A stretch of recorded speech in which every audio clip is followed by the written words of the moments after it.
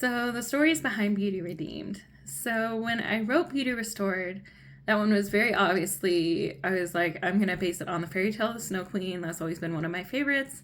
And so that one was kind of just an easy first fairy tale to base my book off of. And when I started thinking about the spring book and Beauty Redeemed, I wasn't really sure what fairy tale I wanted to base it off of right at the top.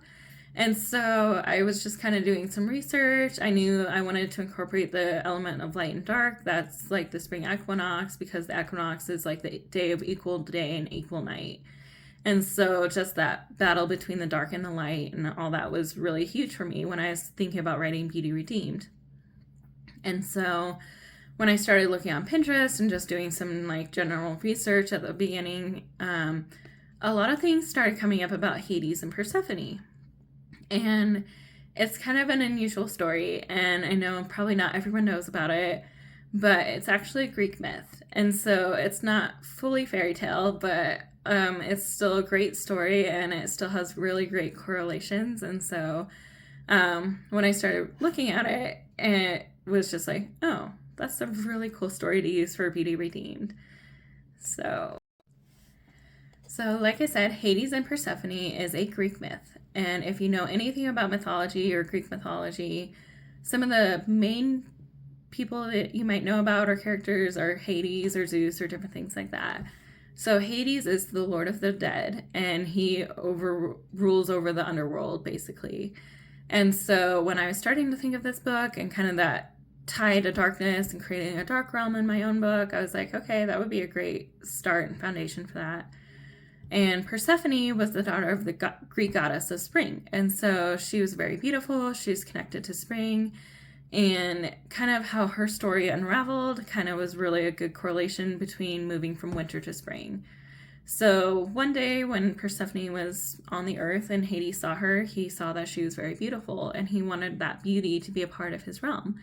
And so he asked Zeus, his brother, if he could bring Persephone into his realm, and they decided to hatch this plan where they would lure Persephone into his realm of darkness, and he would take her as his bride. And so one day when Persephone is just hanging out with some of her friends, water spirits and nymphs and all that stuff that you hang out with in Greek mythology, she was just hanging out with them one day, and she saw this beautiful golden flower, and it's supposed to be a narcissus flower or a daffodil. And so when she sees this beautiful flower, she goes to grab it, and that's when Hades sweeps in and takes her off to his realm. And so she gets lured into the dark realm by this beautiful flower. And so that was a really cool idea for me too, kind of the lure into darkness and kind of bringing the daughter of spring into the realm of darkness. And when she's in the realm, it was said that if you drank the juice of your captor, you would be forever tied to them. And so she ended up drinking some pomegranate juice, and that forever tied her to the dark realm.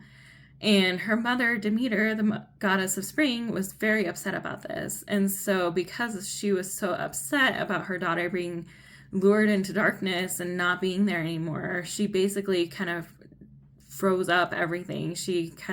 Everything died, everything shriveled up.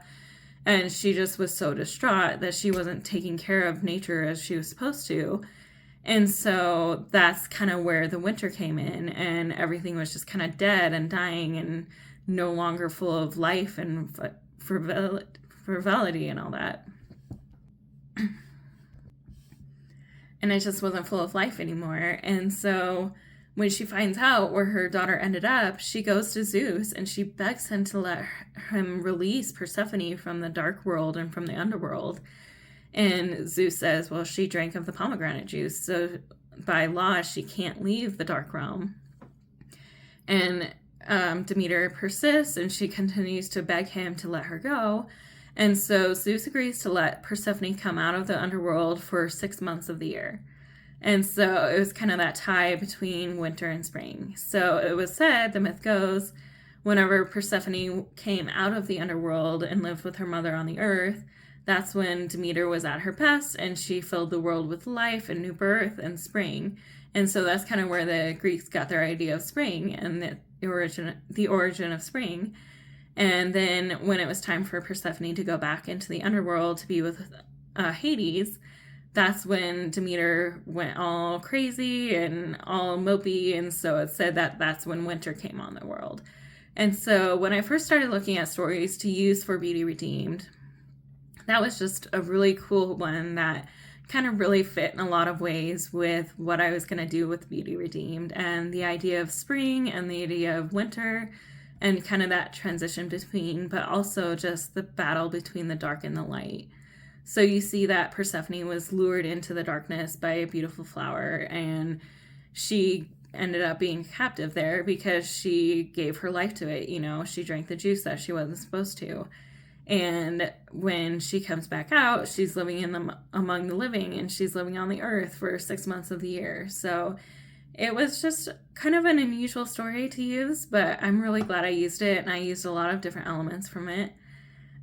You will see the flower that was used to lure Persephone into the underworld, and you'll see the pomegranate juice and just different things. So I did use different elements from that story too, just like I did in Beauty Restored with the Snow Queen, and it's just really fun to kind of develop it, and I just love pulling out those little gold moments and maybe not so biblical stories or not so Christian stories that kind of reflect a greater story within. So it was really cool for me to do that with this.